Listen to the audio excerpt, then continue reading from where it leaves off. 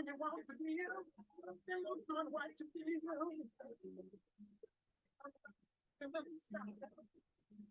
looks when you want to bustin' loose, baby, do your thing. Talking about bustin' loose, girl. Bustin' loose. All right. Hi, everybody. How's everybody doing? Wanted to welcome everyone to the November meeting of our special interest group for the Employee Experience Platform. Let's see. Can everybody see me? Did I turn on my camera? I guess I didn't. Here we go. So my name is Eric Hemmer. I am the host and facilitator for today's panel. And I wanted to go ahead and set the stage a little bit and then introduce our panelists. But essentially today we have a particular topic that has been very important to all members of this particular interest group. And that is the communication strategy and content governance. About a year ago, I released a poll during one of our calls. And communication strategy, content governance especially, was the most important topic that everybody said they wanted to learn more about. And because of that, we actually ran a session this past February around content governance. And I'm going to talk a little bit or share a little bit about what we discussed then before we get into the actual interview for our panel. And so one of the things that we're going to take a look at today are specific questions that some of these customers have already tackled as they went live with their new intranet portals on ServiceNow. And I'll be facilitating those questions. And then we're going to open it up to Q&A with the audience. Now, everybody should have the ability to put questions or reactions or comments into the chat so that everybody can see them. You can also designate it to be just for the host and panelist if you wish. I certainly want to encourage a lot of collaboration and interaction for everybody on this call. And I have a co-host here, Ann Musial, and Ann will be combing through all of the chats or questions in the chat in order to present those to our panelists. But you're also welcome to raise your hand after we're done with the first 30 minutes. Raise your hand if you'd like us to take you off of mute, and if you'd like to verbally interact with the panelist members by asking any one of them a question, because we certainly think that would be interesting as well. And then I have some important updates to share with all of you for the wrap up. This will be our last special interest group call of the year, and we have some exciting things that I want to make sure you're aware of as we go into the last quarter of the year and then into 2024. So with that, I just wanted to level set. This is these two slides are something we presented in February. And I just wanted to say there's a lot of types of content in ServiceNow. And I just remembered, let's see, are we recording? I told a lot of people that we would record this as well. So let me see if we're recording. Don't worry about it. Good. Thanks, guys. So there's a lot of types of content within ServiceNow. I'm trying to get my slides to go backwards. You have knowledge content. This is content that's often very persistent. It's policies. There's a lot of version control and checks and balances in place to make sure it's accurate. You have user-driven content in the communities and employee forums where they can share content with one another. And then you have all the types of content that can go onto the portal or the mobile device, things like banners, microsites, dynamic topic pages, upcoming events, videos, and whatnot, as well as different types of notifications that you can send out. So when we talk about content governance, it has quite a large scope in terms of different types of content that go out into the experience. And on the February call, we talked a lot about the technical mechanisms that customers employ through ServiceNow, through content publishing and content governance, in order to delegate out ownership of content, use version control, restrict certain publishing features like which audiences people are allowed to engage with, put in place the review and approval process, etc. A lot of that is captured in a post that I made to our special interest group community page. So if you come up to groups and go to special interest groups, go to all groups, you'll be able to find the EX platform for the modern intranet. And this particular post here, content governance is a hot topic, is a recap of everything that we talked about in February. It's the recording from February where we went into all the technical mechanisms of content governance. The call today is really focused on the process in place. And by the way, if anyone can see if Chris has joined, make him a co-host. And if you could take a look at that, that would be great. But today it's really about what teams were involved in coming up with the communication strategy and content governance plan. And what is the process in place for making sure that you can have content contributors across the organization all working together with high quality content that's coming into the experience. So just by way of quick introductions, Chris, if he's on the call, he is the Director of Internal Communications at Rocket Central, which you may know as Rocket Mortgage. They rolled out their Rock World portal about a year ago, and he was our guest speaker in May 2023. So everybody who's on the call today as a panelist has also been a guest speaker in the past. And this was an extremely successful rollout. It actually got applause from their C-suite. And Chris has some great perspectives on the communication strategy and content governance that hopefully he'll be able to share with you. Then we have Stuart Winchester. Now, Stuart was actually our speaker exactly 2 years ago on our November call. He's the Vice President of Portal Experience. As I remember, he actually got a promotion due to the success of the rollout of the Murray portal, which replaced about 20 different intranet portals across the globe. And so you can think about all those different distributed teams that are contributing content to the experience. And so I think Stuart also has a really good perspective on how to make all that work. And then we also have Rich Dean.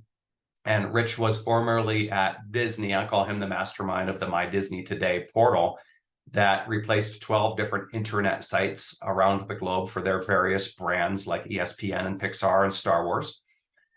Rich has since July of 2021, so 2.5 years ago, he's since actually joined ServiceNow, and we're very fortunate to have him here. So he's our Senior Director of Digital Employee Experience, and he has a lot of insight as well and had some brilliant ideas, I think, about how to make content governance work at Disney, you know, with 250,000 employees, so large, complex organization. So with that, I'm actually going to go ahead and let the different panelists do a short introduction for themselves. So I'm going to stop sharing my screen. And let's start with you, Stuart. Maybe tell us a little bit about yourself, a little bit about the scope of your project, and the different teams that were involved in creating and rolling out your Murray portal. Sure. Thanks, Eric. Appreciate the introduction, and thanks for inviting me here today. So we created a new intranet out of necessity. For those of you who don't keep up with the corporate news cycle, or this is just so long ago that it doesn't resonate. We had two separate companies, Viacom, which I started working for 10 years ago, and CBS, and they were both owned by National Amusements, and they decided to merge them into one company, became Viacom CBS, and then became Paramount a couple years later, about 1.5 years later. So we were in this situation where we had about 20 legacy intranets that were spread across a bunch of different brands. And they were all created with really good intentions at the time, but they were all on different platforms, and they all lacked any sort of unified content strategy, and it was really hard to promote company priorities or global content, as you can imagine. So pretty quickly, the executive team gave us the direction that they wanted one intranet, one unified intranet for our 25,000 global employees.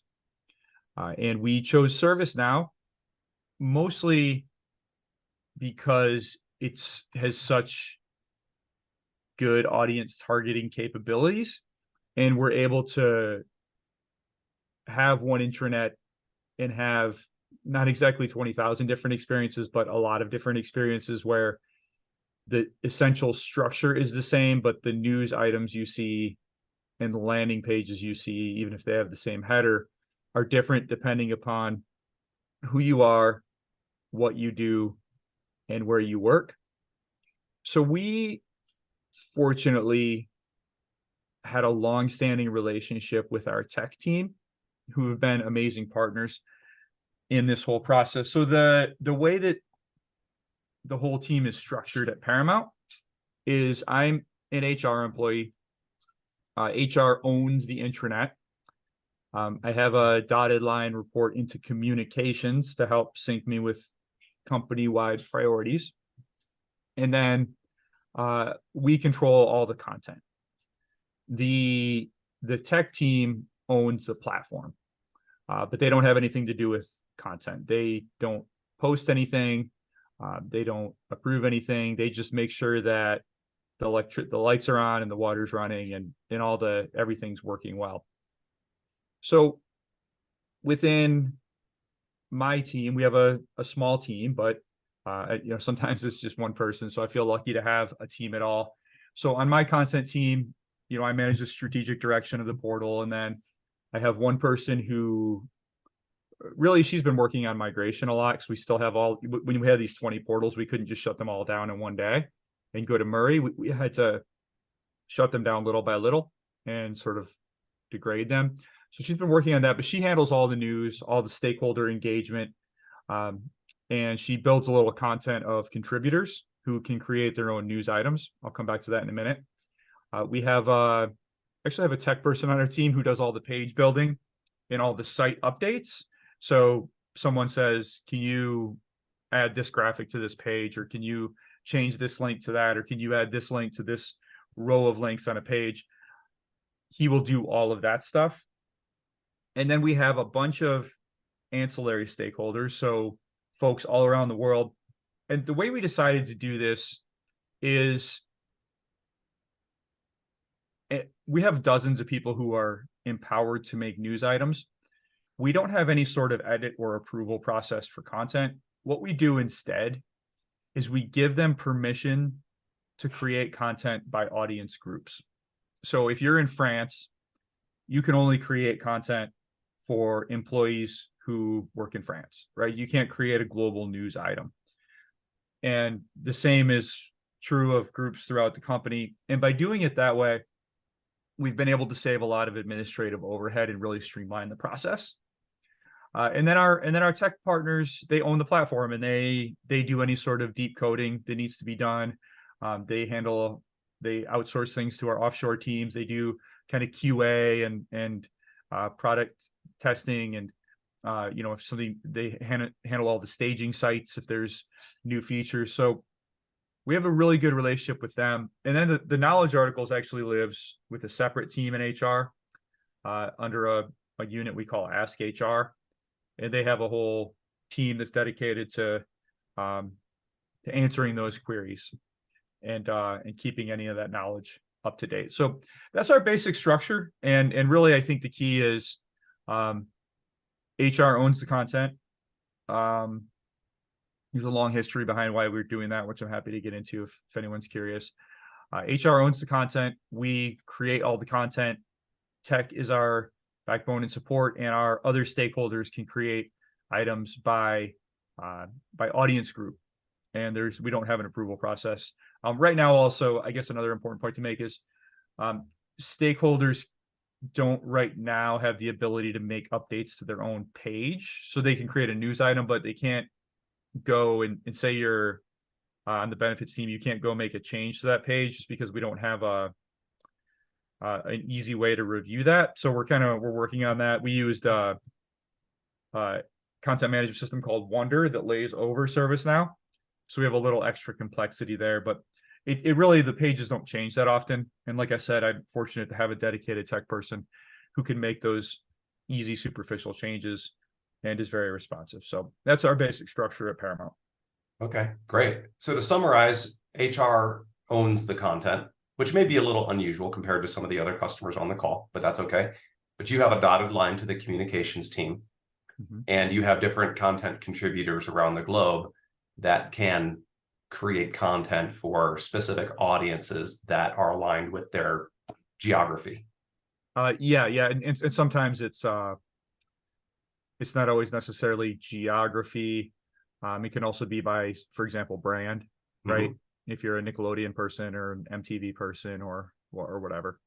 Yeah. Okay, great. Well, thank you. Sure. Chris Smith, welcome to the call.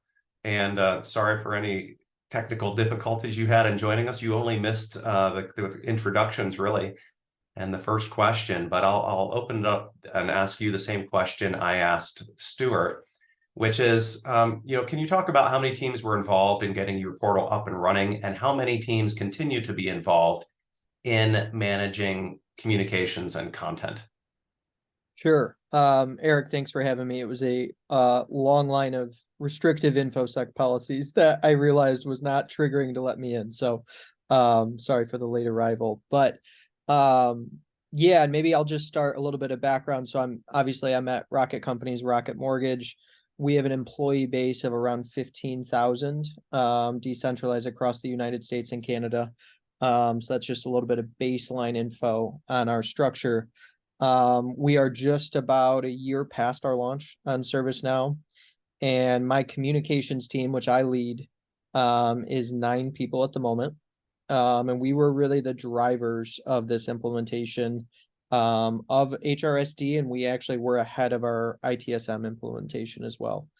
So our technology team that supported our launch was about 5 or 6 people at the time, and that was a team that was embedded within our technology structure. And we did have one local engineer that is on our team, and he's a front-end developer, a front-end engineer. And so he does a lot of our page styling, CSS, JavaScript, things like that. But that was really our core team. We do have some support in other areas when it comes to enterprise architecture, UX design, things like that. But our core team was really that technology team of about 5 to 6. And then my communications team that I lead, that's 9. That's great. All right. So we have an HR-led initiative. We have a communications-led initiative.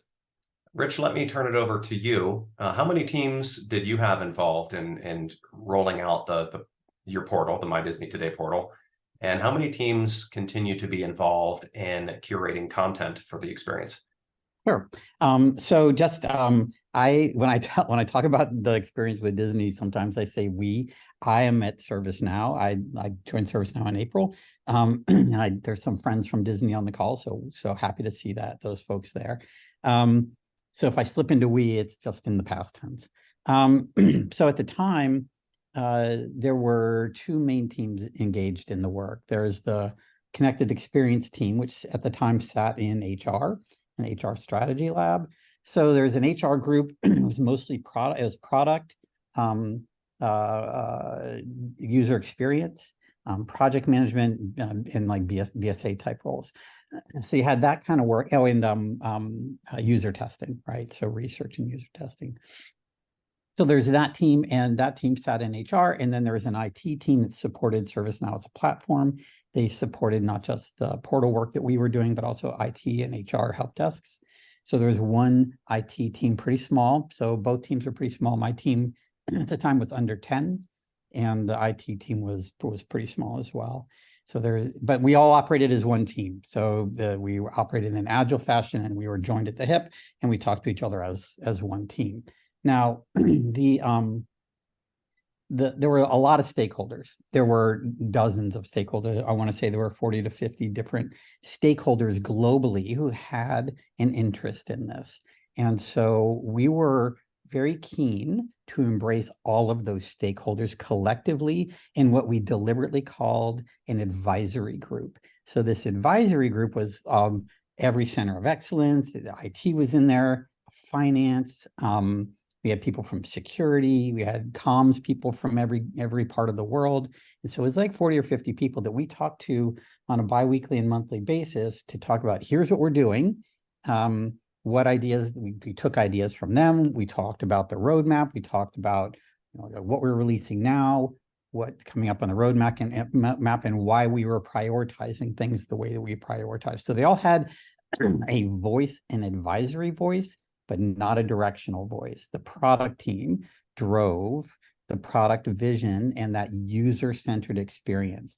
And we did that advisory group, and not a governance group and not a steering committee, on purpose, because we needed to pivot really aggressively the company towards an employee-centric portal design. And the results were amazing. But that was really important that we have this advisory group that was that interfaced with our product team directly.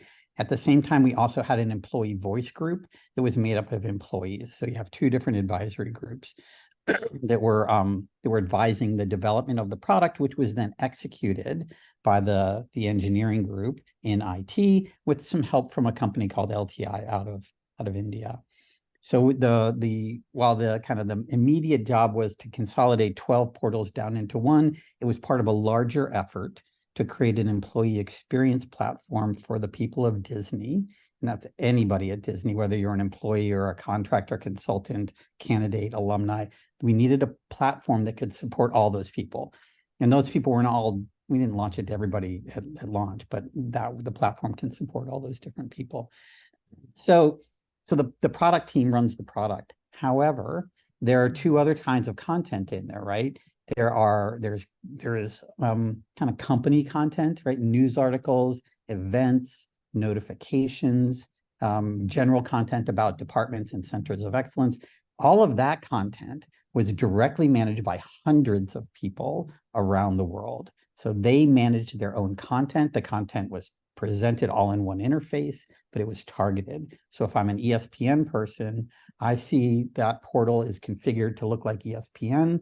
It's still My Disney Today, but the news is from ESPN. The events are ESPN and targeted to those employees, and that content is managed, right? Not governed, but managed by the people who are responsible for that group of employees.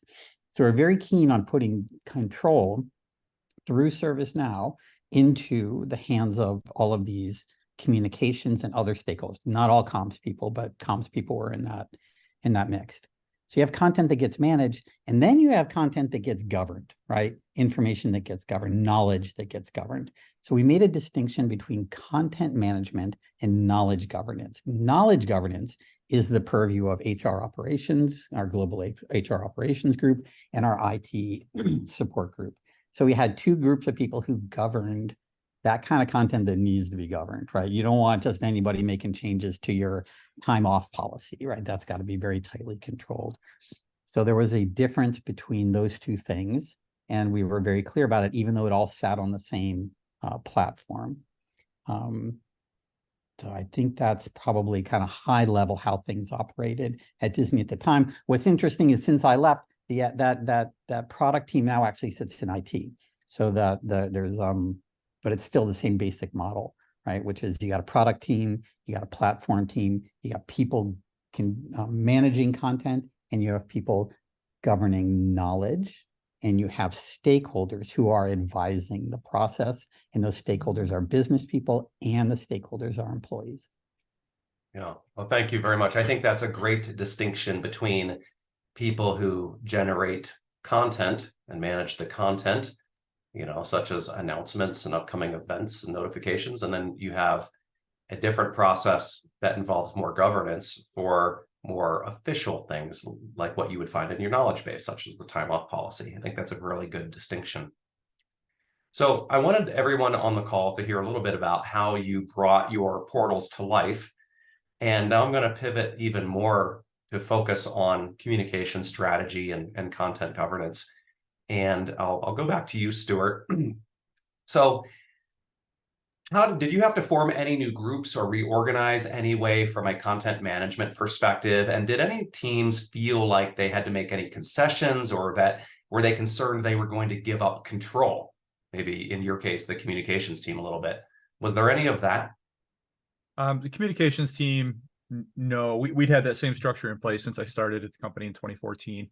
Okay. So that had been sorted out. Actually, I was hired with that specific structure sorted out between the leaders of HR and comm. So that predates me. I can't take any credit for that, but we've decided to keep that because the portal, from our point of view, once you peel back the front page, is primarily an HR tool in many, many ways.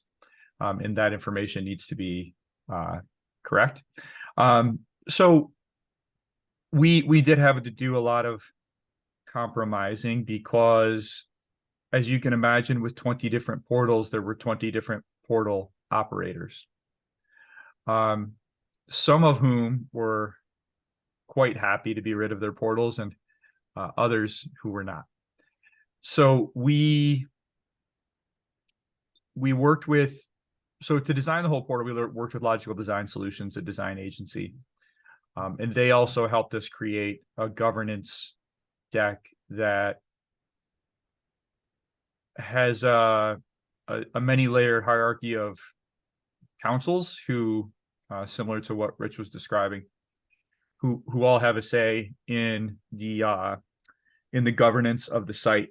There's twice a year, there's a steering committee made up of senior folks in the company, not quite CEO level, but head of tech, head of comms, head of HR, head of business and finance, and the thing, anyone who would have anything to do with it, like a stake in it. So I report to them twice a year on what we've achieved, what our goals are, what we're trying to do. And then we have more ongoing committees. We have a communications committee that really is stakeholders around the world who are expected to post content to the news area regularly. And that meets every month. And then we have the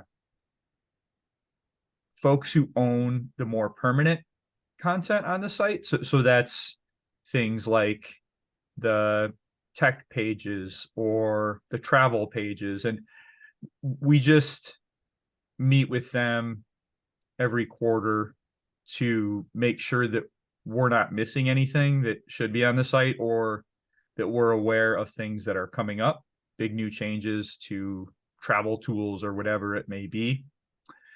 And then we have our working group, which is me and my team and my tech counterparts, about a half dozen of us that meet about twice a week, just to solve the million little things that come up every single day, right? And just talk about them, and how do you that's the kind of dirty work that we're involved in. And then there's all kinds of subcommittees and stuff that my direct reports run on migration and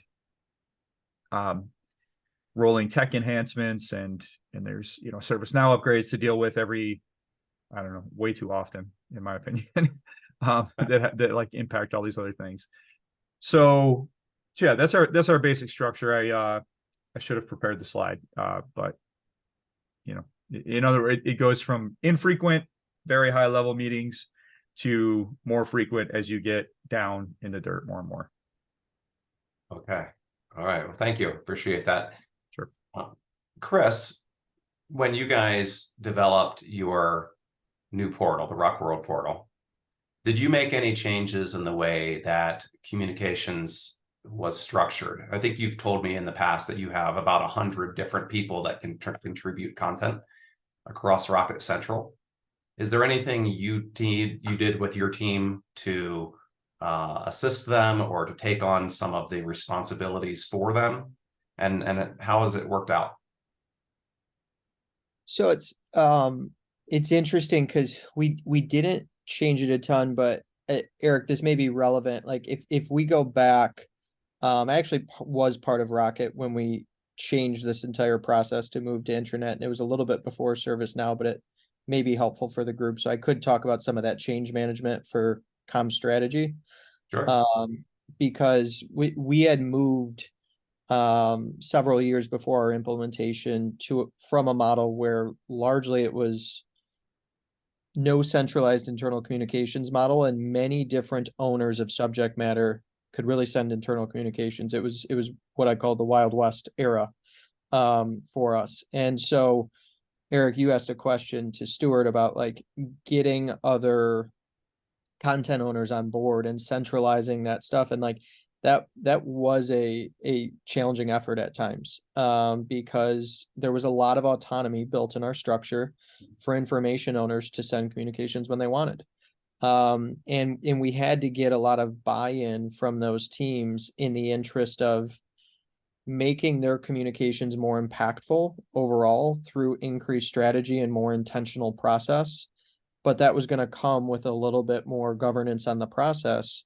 And some owners weren't sending communications as often as they wanted and things like that. So we did have to get really inventive about other ways to help give visibility to messages, because we were also implementing a structure where we needed to create better prominence on importance of message. And if internal communicators know if everything's getting emailed out or everything's on the same prominence level, it's really, really hard for your employees to understand what's important and what they need to pay attention to. So we've done a lot of little things over the years to help that. One very, very simple tactic we've done is we created a Friday lunchtime newsletter that goes out for some of our partner contributed news. And that goes out in a digest my team puts together on Fridays, kind of an in case you missed it newsletter with news from the week. And that's one way we could consolidate communications that we're not choosing to elevate at that same level, but give some visibility to the content submitted. And so we've got other channels in our mix that help do that. But I think thinking about how you can offer value in other ways to those contributors is important to the success of that change.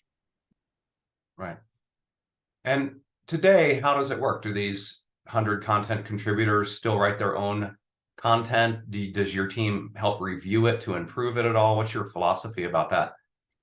Yeah, so they are submitting content to my team, and then we are doing a review on that content before it posts. And we kind of have a model where our general kind of support news content, it's rather open source, but we are giving it a review just to help optimize format and language and things like that. But things that we choose to elevate, then my team takes a higher touch partnership role. So if it's going to go out as a executive communication or a leader communication or integrate into a broadcast format, that's kind of the lens my team uses to get more involved and make sure it's more strategically formulated. Is the timing right? How are we integrating it into other channels? So it's kind of a hybrid model where those teams are submitting content, rather open source. You said there's more than 100 content partners. We probably post somewhere in the neighborhood of 10 to 20 of those articles per week. But then there are certain bigger announcements we take in and we partner more closely with those teams when those come about. Yeah, I think that's great. So you've gone from the Wild West ahead of before your time almost, and you've really given it some more structure so that these people can still publish content, but your team is doing either a light review or a more in-depth review, depending on, I guess, the prominence or reach of the communication that's being posted. Yeah, that's right. And in a process we're actually working on right now is kind of an evolution and a maturing of that, I would call. We're trying to do more half-year intake of large initiatives coming, because we rely on our relationships in the organization to identify the important things we need to put strategy and creative behind and build into campaigns. But there's still some things, probably a lot of others experience this, that slip through the cracks or get missed, and you don't have the time and the planning that you'd like to have behind those announcements to integrate them properly into communication strategy. So we are trying to do a more proactive intake so we can do better campaign planning, better creative planning and execution behind those things. That process we are probably in the 9th inning of rolling all that out, Eric. And I mentioned we're working on a couple of things and it's probably not ready. But I'd love to report back to this group on how some of that worked once it's out in the wild. Yeah, that's great. I mean, and I love to see people from communications taking this type of leadership role to make sure that the content that's going into ServiceNow is high quality.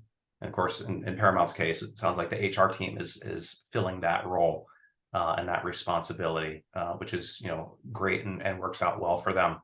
But for all those on the call too, when Chris mentions being creative, I have to mention that when he and Ashley Scholl, a project manager on his team, presented in May, they shared with us this broadcast news experience that they roll out as a video on their portal, and it mimics ESPN's Pardon the Interruption broadcast format, where you've got the top news delivered in 5 minutes by regular employees who are sitting behind a news desk.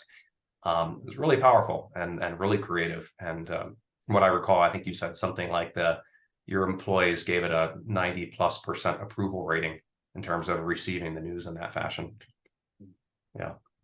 So, Rich, one question for you from me, and then Anne, I'll see what we have in the chat or Q&A, and remind everybody, if you want to come off mute and verbalize a question, you can raise your hand using a Zoom feature under reactions, I believe. So Rich, in terms of content, you differentiated, content that's going up on the portal, like announcements, videos, those types of things, and then knowledge content. And the knowledge content has a more strict governance process because that's very official things. But in terms of that other content, let's say somebody from ESPN wants to post an announcement about a new show on ESPN, or say ESPN is considered a great place to work, or whatever it might be. I mean, is there any governance, sort of centralized governance about what they're publishing, or have you just said, hey, go for it, we trust you? Well, no, they can publish what they want.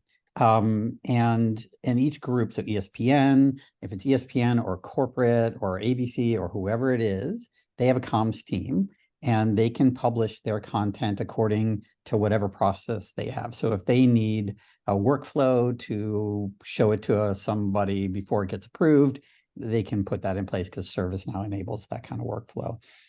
But normally people are publishing their own content, and they're responsible for their own content. But these are comms professionals, right? Or these are benefits professionals. And we trust that they are making good decisions about the content that they create, because there's just too much content for that product team to govern and to manage, because the product team cares about the employee experience overall. It needs to drive that employee-centric experience really aggressively. And then the comms teams need that autonomy to be able to put things up and take things down wherever they see fit. And that was a really important thing to enable for these comms folks. And it's not just comms, right? I say comms, but it's the benefits team, whoever it is that needs to update their content. We need to allow them to update that, because otherwise we're going to get in the way and we become a bottleneck. And with like, there were 7 people on my team. I know people think Disney's a giant company, but my team was very small. And like 2 of those people were UX, all right, 3 if you include the UX research people. So you don't have a large group of people to manage all that content. So you have to distribute it in the model that we had. So that was really important that we enable people to do that. But what we did do on the product side is look at the metrics and say, this kind of content gets more traction than this kind of content. So trailers, a Pixar trailer is not going to get a lot of traction, and you think, well, that's crazy, right? Because people love Pixar movies, but Pixar already spends tens and hundreds of millions of dollars marketing those movies, and people already see those in the wild. They don't need to see a trailer at work. What they do need to see is stories about their colleagues. So we realized that stories about their colleagues and about employees, not a vice president being promoted, which gets no traction, but stories about the employees, that stuff gets a lot of traction. So we shared that data back and forth with our comms team so that their content was more relevant and got better engagement and visibility. But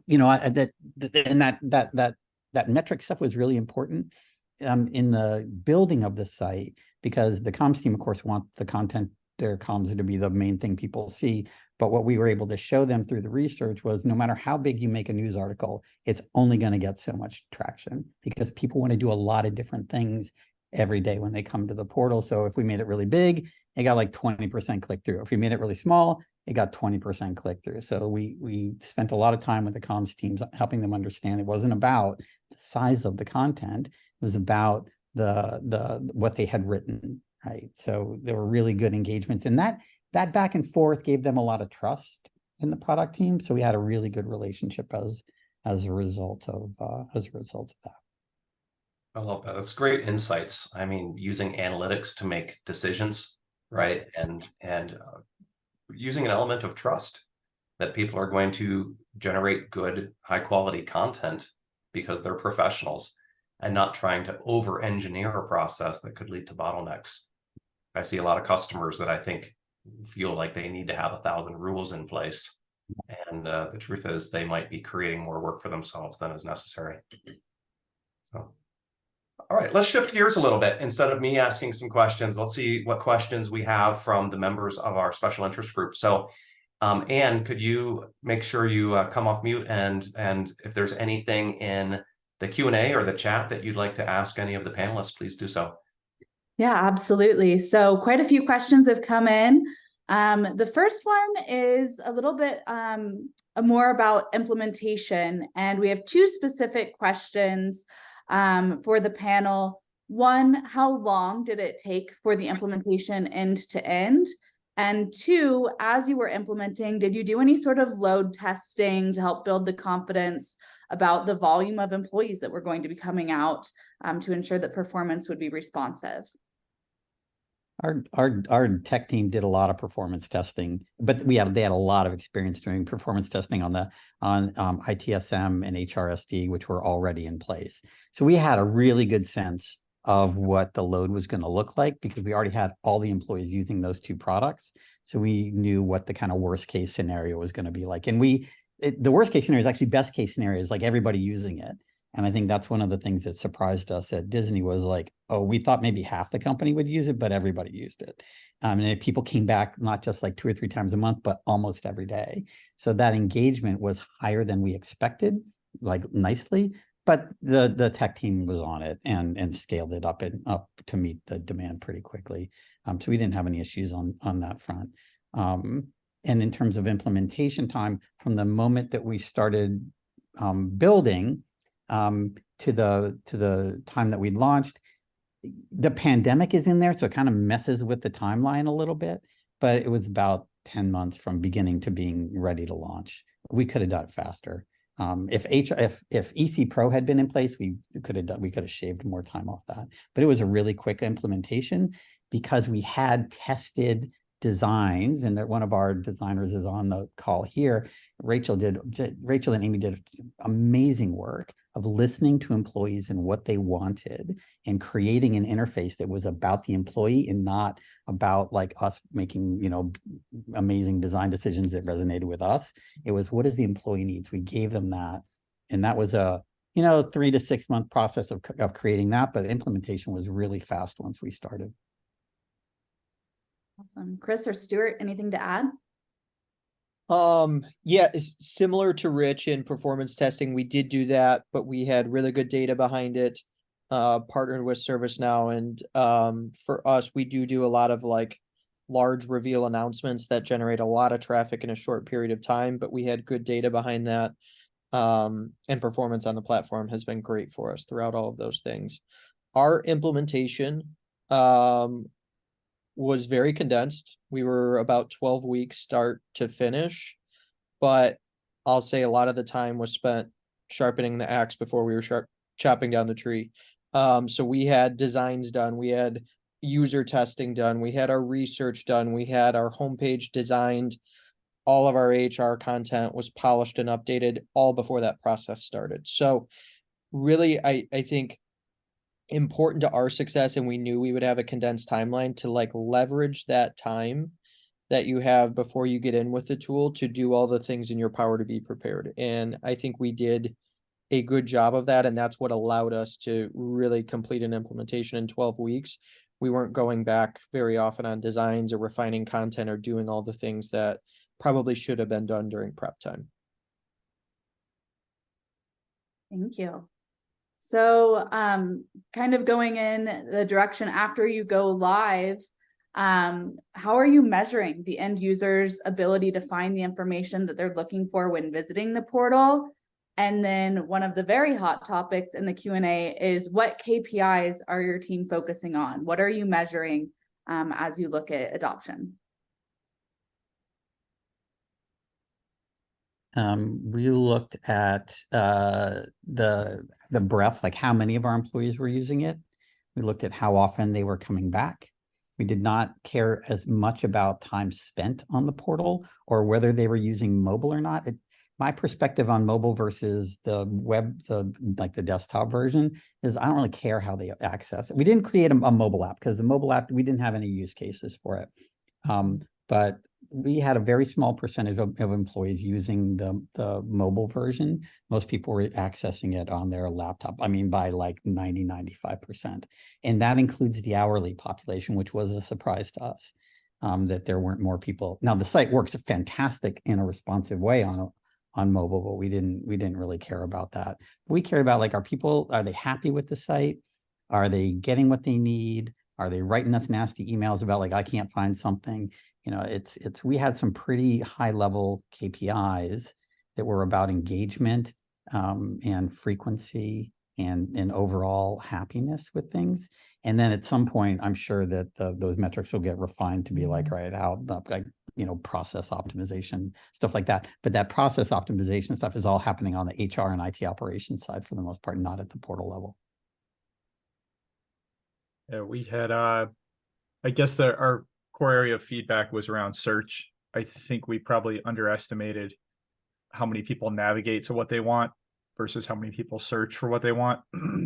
My tech team has since been able to, so we have, as I'm sure every company does, a big AI internal push. And so they've been able to snag some AI tools to work with the ServiceNow search to really enhance our search results. That's really been effective and impactful. And by fixing that, we kind of fixed the portal. We also just continue to rethink the homepage and tweak where things are. And one of our, we went back to Logical Design Solutions to design the portal and asked for we engaged them for another design session where they would help us find, for example, frequent actions and bring them up on the site a little more prominently. So doing little tweaks all the time to try to respond and give people multiple ways to find things, which is what we found they really need, is be able to navigate to it, search for it. Also have some quick links, strategically, not messily placed all over. So Stuart, piggybacking on that a little bit further, do you leverage other channels for communication other than the portal, such as emails or push communications? And what's your strategy on that? We do have an email newsletter that the comms team sends out every week that aggregates news from around the company. That's reposted to the site. My team doesn't really manage that, but we are happy to host it and make sure it has a place. I'm not sure if anyone else has more of a, we don't really use push notifications at the moment. Yeah, we're a mix of broadcast and live stream formats, which we do leverage pretty heavily at our company. Along with obviously our portal experience. We do send individual email pushes for our highest priority news. So I talked a little bit about when my team gets involved with content development and those are higher priority initiatives, oftentimes those will be pushed. We find we're still heavily relying on push notifications to drive attention to news. It's still that notification that's commanding that attention. It's a relatively small percentage of our content that is organic still, despite having high utilization across the company. So we do find that, again, I mentioned live streams. We have leadership specific live streams we put on monthly. That's news for change management, leadership development tools, things of that nature. And then we do a couple different live streams to our all company audience. Many of those then integrate into our portal experience as well. Awesome. So we have just a couple more moments for questions here and two more that I want to squeeze in if at all possible. But this one I think is really important because as we're looking at digital experiences and portals, sometimes screen real estate is, very hard to come by. And so what is your strategy on collaborating between the different stakeholders that all need to have content out there? Are there different negotiations that happen between comms and HR or finance? And how do you manage that complexity? I think that's probably one of the hardest things to do, because everybody thinks their baby is the prettiest and the most important. And we had this long drawn out conversation with our compliance team and our legal team, who believed that employee policies and compliance, it was the most important thing the company did. And from a risk perspective, sure, but they wanted it to be front and center and locked, and nobody can take it off. It's got to be the first thing you see. So we shoved it off into the left nav and made the left nav fixed, right? So if you look at that screenshot, you'll see compliance and those things locked on the left side. So what you do is you try and have that conversation with them about what they need, and then immediately pivot them to what the employee needs. Like, this isn't about you doing your job as an HR professional. This is about what the employee needs. So really flipping that conversation. We did this amazing video that showed the entire journey for this woman, Kate, across the experience. And it really helped resonate with our stakeholders that this wasn't about them. It was about what the employee needs. And that the employee needs different things at different times. So we're not always going to put something like stock price up at the top, right? The employee may want to delete that and put it back in at another time. So it's about the dynamic nature of the relationship the employee has with the company. So really helping these people along the journey to understand that employee-centric notion. Like, that's where success, that's where you get to kind of the nirvana state of like, a site that actually resonates with people and that people actually use. But going back to metrics, like we showed the comms teams, if you make the news really big, you get 20% click-through. If you make it really small, you get 18% click-through. And that is not, like, if we did that on our public-facing websites, none of us would have a job, right? It would not be the way you would design something in the public-facing world. So there was a lot of data, a lot of cajoling, a lot of like, hey, you're part of a bigger whole now. But that was probably, those negotiations were probably the hardest thing that we had to do. I'll just add quickly, you can accomplish quite a bit with targeting. We do a lot of targeting of web parts as well as little widgets. So, make sure that specific group of people sees this thing. We've refined that pretty well. Targeting is key. Targeting is so important to getting that. Like, this is about Rich's message today. So yeah, love that. Yeah, and the only thing I would add there, I love what Rich said about like really thinking through the lens of the employee and like adding empathy to the conversation of what the employee experiences and all the different messages they see, and like taking it out of the lens of the requester or the team where the information's coming from and into the lens of the person who gets all of this information. But I think grounding in the objective when you can helps. There will come a time when you need to make a subjective decision, but grounding in the objective helps. So lean on data, lean on research, then come to objective strategy. Then sometimes a decision needs to be made, but there's a lot of other tools to support that decision making that makes it an objective process. We had these guiding principles that we trotted out in almost every meeting. That was one of our guiding principles was collaboration, but not consensus. And it was really important that we remind people like employee-centric, collaboration, not consensus, and being data-driven in our decision-making. Like that, we just kept falling back on guiding principles. Wow. I think really great best practices there and considerations. Time has flown by. I'm sure we could have a whole day session going with this panel, talking about what you all have done. Thank you for your leadership and best practices and contributing today to the conversation. Eric, I'll hand it back over to you. All right. Thank you, Anne, for doing that. And I also wanted to express my gratitude for our panelists today for sharing their experience, their insights. I think it's so valuable. Lucy Long had a great comment in the chat. If you take a look, she said, this is so inspiring. And I'm sorry we didn't get to everyone's question. I can see if I can follow up with a few people afterwards too, and maybe send some of your questions directly to the panelists so they could respond to you directly as well. I do have a few very important announcements to share. A little bit about this is bragging a little bit, honestly, for ServiceNow. I'm not ashamed of that. ServiceNow was named by Nielsen Norman Group as having one of the top 10 best intranets of 2023. This is the one that we use internally at ServiceNow using the same technology that our customers are using. So think of Employee Center Professional. And, you know, if you have any people at your organizations where you're trying to make a push to say, hey, I think we should replace our legacy, you know, antiquated intranet site with ServiceNow, you know, you can share this with them and help make sure that they understand that this is a huge trend. I mean, honestly, we started this group less than 3 years ago with 30 people. We have 850 members now. And so I think that goes to show you how much this has ballooned. Also, we're getting recognized by Gartner and IDC in some of their publications. We didn't pay to be able to distribute these, but if you look at Gartner's Market Guide and IDC's MarketScape, you will see ServiceNow listed in those. And we're working with these analysts as well to get into some of the, like the Forrester Magic Wave and all those things to give people a sense of comfort that we really are, you know, one of the market leaders when it comes to employee experience. This is sort of the big announcement for today. Nielsen Norman Group has their 10 Best Intranet Portals award. And so I talked to ServiceNow about creating a contest of our own, which will be the Best Employee Portal Contest. And we're going to do this annually.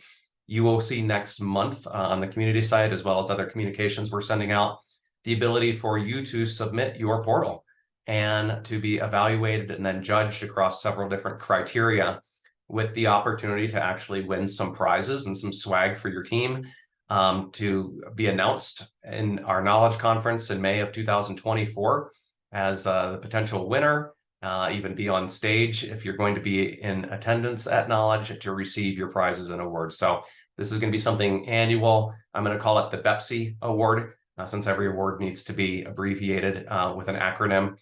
And we're excited to share more information about this with all of you.